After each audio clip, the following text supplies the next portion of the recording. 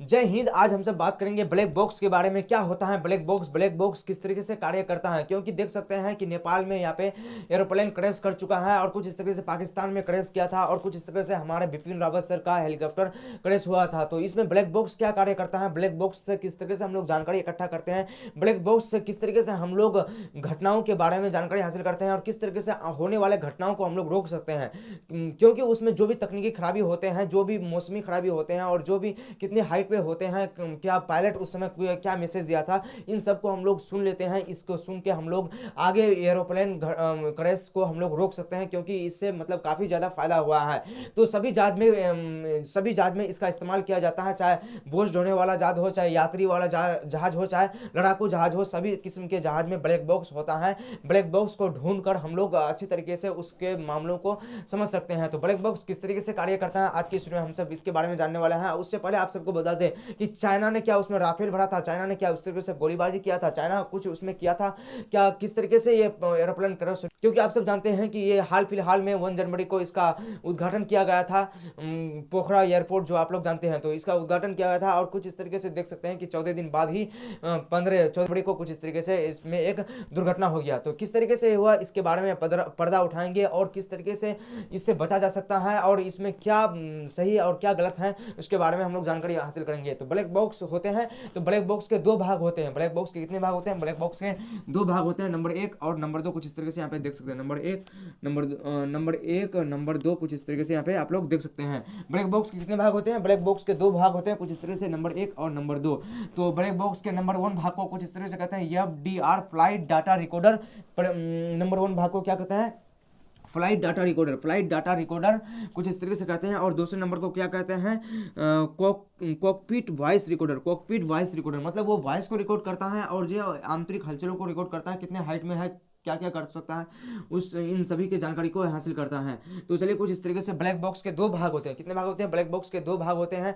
तो black box actually में black नहीं होता है। ब्लैक बॉक्स को ब्लैक क्यों कहा जाता है, ब्लैक बॉक्स मतलब जब सबसे पहले ऑस्ट्रेलिया में बनाया गया था, कुछ इस तरह से देख सकते हैं कि ऑस्ट्रेलिया के ड्यू फॉरनर व्यक्ति ने कुछ इस तरीके से बनाया था। कब बनाया था, 1953 या 1954 कुछ इस तरीके से, इसी के कार्यकाल में ये बना था। इसमें से आप लोग एग्जाम में कोई भी आप लोग भर सकते हैं, 1953 या 1954 आएगा, आप लोग कुछ भी दे सकते हैं। तो आज से 50 60 70 80 साल पहले इसका शुरुआत हुआ था। तो ब्लैक बॉक्स सभी जहाज में लगाया जाता है, चाहे कोई भी जहाज हो, चाहे ब्लैक बॉक्स सभी जहाज में लगाया जाता है। तो ब्लैक बॉक्स के 2 भाग होते हैं कुछ इस तरीके से, 1 भाग और 2 भाग। तो ब्लैक बॉक्स ब्लैक नहीं होता है। ब्लैक बॉक्स में मतलब जो अंदर होता है, अंदर के सपाट को उसमें क्या कर दिया जाता था पहले, ब्लैक। तो शायद ऐसा ही होगा कि ब्लैक, इसको ब्लैक बॉक्स नाम रख दिया गया है शुरू से ही। तो ब्लैक बॉक्स किस रंग का होता है, ब्लैक बॉक्स लाल या गुलाबी। ब्लैक बॉक्स किस रंग का होता है, ब्लैक बॉक्स लाल या गुलाबी रंग का होता है, लाल या गुलाबी। ब्लैक बॉक्स लाल या गुलाबी रंग का होता है। ये लगभग 88 तरह के, लगभग ये 88 तरह के जानकारी को कैद कर सकता है। 88 तरह मतलब जो भी हलचल होगा, मशीन से रिलेटेड होगा, आदमी से रिलेटेड होगा और पायलट से रिलेटेड होगा, ये 88 तरीके की जानकारी को अपने अंदर कैद करके रख सकता है। और कितने देर के लिए कैद करके रख सकता है, 25 घंटे के लिए। 25 घंटे के लिए वो आंतरिक हलचल, कितने ऊंचाई पर था, किधर जा रहा था, किधर से आ रहा था, किस साइड में ज़्यादा झुका हुआ था, उस समय फ्यूल कितना था, क्या उसमें तकनीकी खराबी हुआ था, क्या मशीन में आग पकड़ लिया था, आग आखिर पकड़ रहा किस तरीके से, अलग अलग तरीके के हर किस्म की जानकारी को उसमें कैद कर लिया जाता है।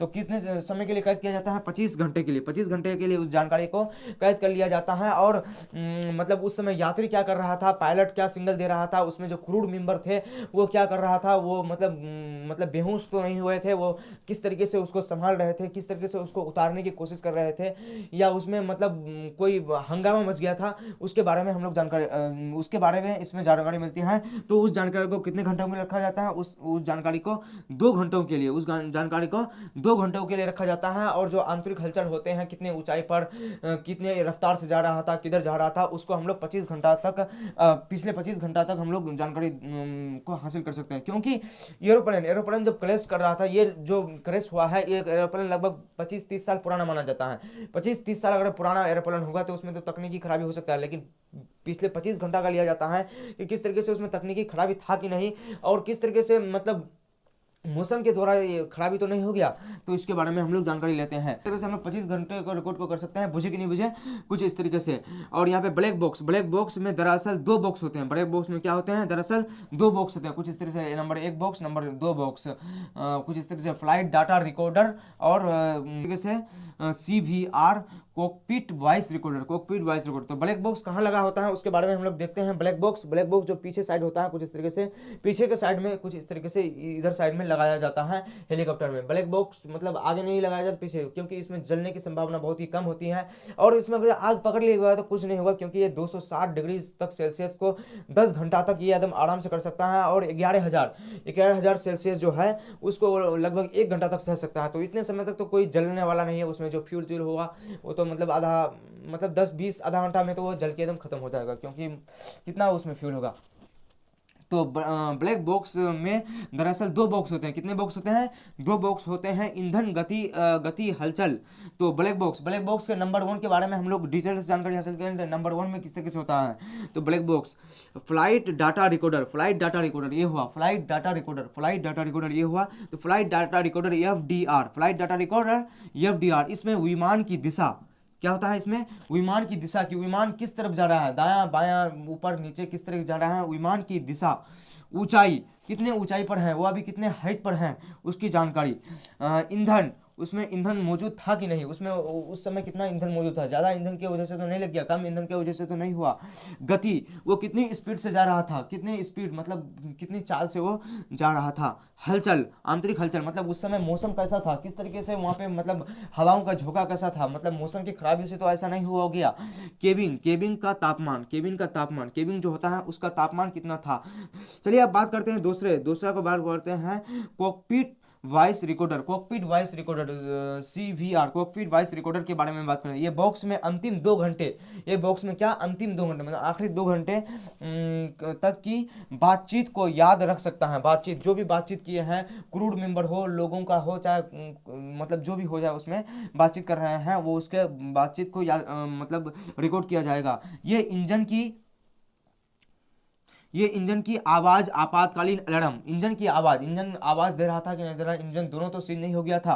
आपातकालीन अलार्म मतलब जो देख सकते हैं कि एम्बुलेंस में लगा हुआ होता है, तो आपातकालीन अलार्म उसमें भी कुछ इस तरीके से लगा हुआ था कि आवाज़। तो आपातकालीन अलार्म बज रहा था, समझ लीजिए आप लोग मतलब सचेत हो जाइए कि जहाज में कोई भी या एरोप्लेन में कोई भी यहाँ पे गड़बड़ी है, तो इससे यहाँ पे सचेत हो जाता है। एरोप्लेन हो चाहे हेलीकॉप्टर हो चाहे कुछ भी हो जाए। केबिन की आवाज़ हो रहे थे। लोगों के बीच मतलब हंगामा मच गया या क्या हो गया, किस तरीके से मतलब ये मतलब क्रैश हो गया, लोगों के बीच हलचल, ये भी कैद कर सकता है उसमें। तो ब्लैक बॉक्स बिना बिजली के 30 दिन तक, अगर पानी में गिर जाए तो वो बिना बिजली के 30 दिन तक रह सकता है। पानी में गिर जाए या जहाँ पे गिर जाए वो बिना बिजली के 30 दिनों तक रह सकता है। उसको चार्ज मतलब अगर 30 दिन तक नहीं करेंगे तो 30 दिन तक वो मतलब उसमें जो सिंगल होते हैं, उसमें जो आवाज़ होते हैं वो कर सकता है, 30 डेज तक काम कर सकता है। कुछ इस तरीके से 2 से 3 किलोमीटर के अंदर से ही उसके आवाज़ सुनने में पहचान जाते हैं। तो 2 से 3 किलोमीटर के अंदर अगर ब्लैक बॉक्स रहता है, तो ब्लैक बॉक्स के 2 से 300 किलोमीटर के अंदर अगर जो कोई व्यक्ति जाएगा उसके बगल में, तो उसको सुनाई दे देगा, क्योंकि उसमें जो आदमी होते हैं वो उन आवाज़ों को पहचान जाते हैं। हम लोग उस पहचानने नहीं पाएंगे, क्योंकि हम लोगों को उसके बारे में कोई भी प्रशिक्षण नहीं है। प्रशिक्षण होता तो हम लोग भी निकाल सकते थे। अगर वो 14,000 फीट अंदर भी चले जाए, अगर वो 14,000 फीट अंदर भी गिर जाए, पानी के अंदर हो चाहे 14 जहाँ भी हो जाए, 14,000 फीट अगर वो गहराई में भी चले जाएगा, तो वहाँ से भी आवाज़ को सुनाई दे सकता है। वो उसके सिंगल को पहचान सकते हैं। आवाज़ तो सुनाई नहीं देगा पानी में, तो उसके सिंगल को पहचाना जा सकता है। तो किस तरीके से होता है ब्लैक बॉक्स, इसके बारे में कुछ इस तरह से देखें। और कुछ इस तरीके से यहाँ पे देख सकते हैं कि ब्लैक बॉक्स में कुछ इस तरीके से तो कुछ इस तरीके से आप लोग समझ हो गए होंगे। आई होप कि आप लोग समझे होंगे इन दोनों पॉइंट को। अगर आप लोग नहीं समझे हो तो इसको आप लोग स्क्रीनशॉट ले सकते हो। स्क्रीनशॉट लेके आप लोग इसको अच्छी तरीके से देख सकते हो, क्योंकि इसमें अच्छी तरीके से पूरा लिख दिए हैं। तो कुछ इस तरीके से आप लोग इसको स्क्रीनशॉट ले सकते हैं और मतलब इसको पढ़ के अच्छी तरीके से आप लोग इसके बारे में जानकारी हासिल करते हैं। तो फिर मिलते हैं नेक्स्ट क्लास में, और आपको बताएंगे कि किस तरीके से ब्लैक बॉक्स में जो नेपाल दुर्घटना हुआ उसमें किस तरीके की जानकारी होता है, किस तरीके की जानकारी हासिल होता है, क्या उसका कारण था, उसके बारे में पुष्टि करेंगे, आप लोगों को जानकारी देंगे अगले वीडियो में। तो फिर मिलते हैं नेक्स्ट वीडियो में। Thanks for watching. जय हिंद।